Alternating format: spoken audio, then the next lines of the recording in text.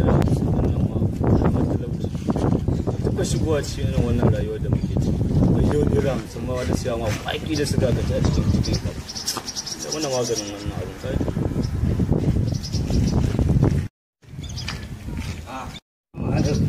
malam me dafa kwana biyu wallahi kuɗi nake arziki nake nema yaki halak yaki haram na san malam kai kaban wannan taimakon kaban ko ya za a yanzu a yi ɗaya ne ka nemi halak kawai ko ina ne ko me ake so zan kawo kawai arzikin nan halak din ma ka nemi ka samu wake wallahi na ne kawai da mu za su yi na su yanzu abinda zai yi indiya kake so a kawai koya ne malam ko wuridin nan ne a dan ban a wata a ban iya ne ko anan ne ko da ku samari na an ce ku neman halak wafa ne ai kawai haram din nan ka san da ita muke ramin dawa ka ko ai ko halak ne ko haram malam ko a ina kawai mu haram din mata yanzu na aiki wasu aljanu akwai juna akwai dan fari ya fi su dawo sun dawo sai a tanye da za a yi ai yanzu suna da yake suna nan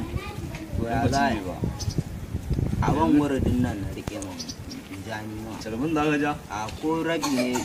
riko daga nan zuwa sai ai wannan ka jahi yanzu ibtila'i ka dinga faruwa da su a duniya to malam san da yanda za a yi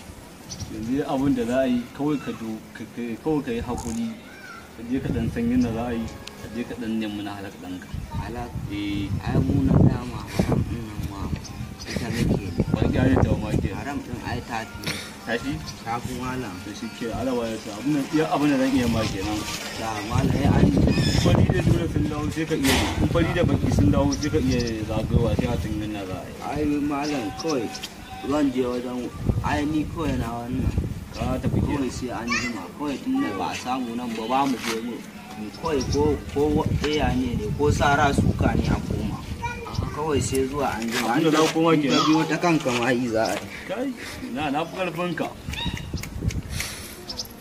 sai ne yanzu ka ganin F50 ne ga dinnan tarishin dan kai